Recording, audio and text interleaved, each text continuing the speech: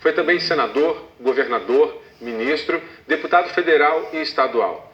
Formado em Direito pela Universidade Federal de Pernambuco, Marco Maciel preferiu dedicar a vida dele à política. Marco Maciel foi considerado um dos maiores articuladores da política brasileira. Era comparado a Tancredo Neves e Ulisses Guimarães. De líder estudantil no Recife, chegou a vice-presidente da República. Prometo manter, defender e cumprir a Constituição, observar as leis, promover o bem geral do povo brasileiro, sustentar a união, a integridade e a independência do Brasil.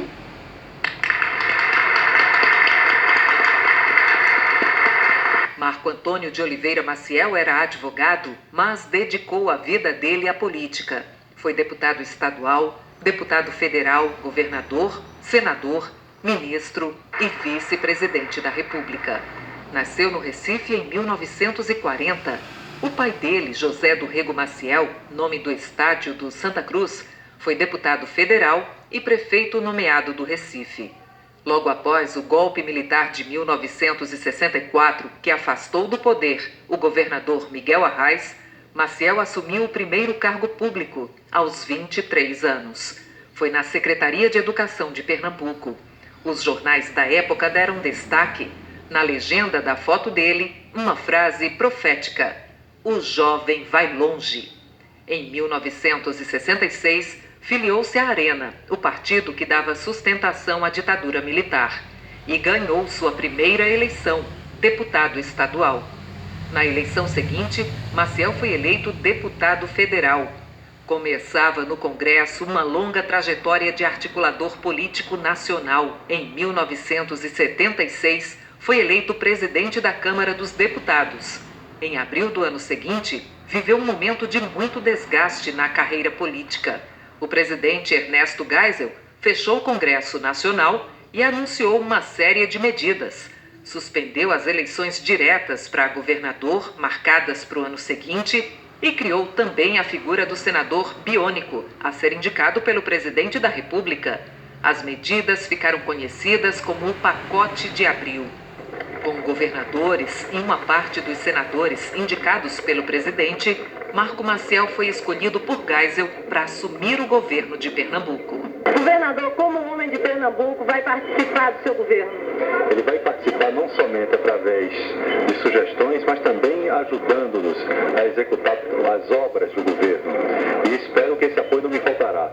No governo, criou um projeto de combate à seca. Estamos com o projeto das Abrãs já em execução, fazendo barragens, fazendo eletrificação rural e fazendo estradas, inclusive estradas vicinais. E por isso eu acredito que nós vamos conseguir fazer com que o semiárido pernambucano, sobretudo aquela área seca, possa se converter numa região produtora e produtiva.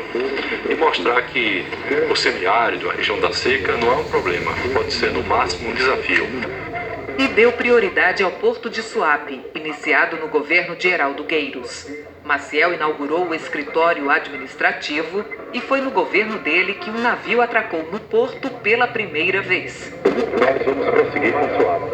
Eu não tenho dúvida alguma de que esta obra é hoje irreversível e que certamente, por representar o exercício da vocação industrial de Pernambuco e a alternativa de geração de novos empregos, esta é uma obra que não sofrerá sua oportunidade. Na política, Maciel participou das articulações que criaram o PDS em substituição à Arena. Com a volta das eleições diretas para governador em 1982, indicou o vice, Roberto Magalhães, para disputar o governo e se candidatou ao Senado. Os dois foram eleitos. No Senado, Maciel ganhou mais destaque como articulador político. Um partido se faz a partir de ideias. É natural que ao lado das ideias se tenha também seus líderes. Isso não falta ao nosso partido. Em 1984, estourou em todo o país o movimento pela aprovação da emenda Dante de Oliveira, que restabelecia as eleições diretas para presidente da República, suspensas pelo golpe militar de 64. Maciel não participou do movimento. Mas, quando a emenda foi derrotada, se transformou num dos personagens mais importantes dos novos rumos da política brasileira. Rompeu com o PDS e criou com outros dissidentes do partido a Frente Liberal, que mais tarde seria o PFL, Partido da Frente Liberal. O país vivia uma turbulência política e Marco Maciel foi peça-chave na criação de uma aliança com os oposicionistas ao regime militar que estavam no PMDB. Dessas articulações, nasceu a candidatura indireta do PMDBista Tancredo Neves à presidência da República pelo Colégio Eleitoral. O senador pernambucano estava cotado para ser o vice de Tancredo, mas o senador José Sarney, do PMDB do Maranhão, terminou sendo escolhido. Mesmo sendo uma eleição indireta, Tancredo percorreu o país em busca de apoio de políticos e da população. No colégio eleitoral, Tancredo Neves derrotou Paulo Maluf, o candidato do PDS e dos militares. Começava no Brasil a nova república e Marco Maciel despontava de novo como a estrela das articulações bem-sucedidas. O acerto que nós tivemos com o presidente Tancredo Neves foi um acerto programático. Nós não fizemos nem faremos quaisquer restrições a pessoas ou partidos. A posse de Tancredo estava marcada para o dia 15 de março de 1985, mas quem assumiu foi o vice, Sarney. Na véspera, o presidente eleito adoeceu, foi internado e no mês seguinte morreu. Marco Maciel foi indicado ministro da Educação e, com a fama de bom articulador, foi levado depois para o Ministério da Casa Civil. No terceiro ano do governo Sarney, deixou o cargo, voltou para o Senado e assumiu a presidência do PFL. Na primeira eleição direta para a presidência da República, depois do golpe de 64, foi cotado para ser o candidato do PFL, mas perdeu o lugar para Aureliano Chaves. No segundo turno, Maciel apoiou a candidatura de Fernando Collor, do PRN.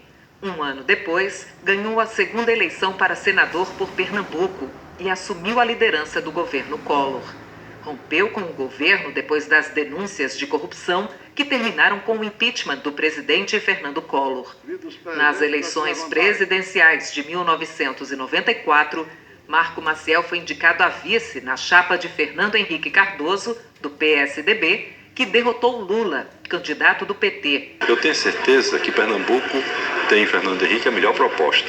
E tem em Fernando Henrique, como seu vice-presidente da República, um pernambucano que vai lutar por Pernambuco, pela solução dos seus problemas e pela melhoria do seu povo.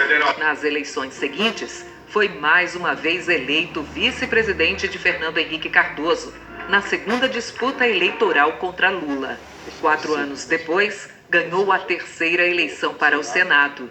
Em 2003, foi eleito para a ABL, a Academia Brasileira de Letras, com sede no Rio de Janeiro.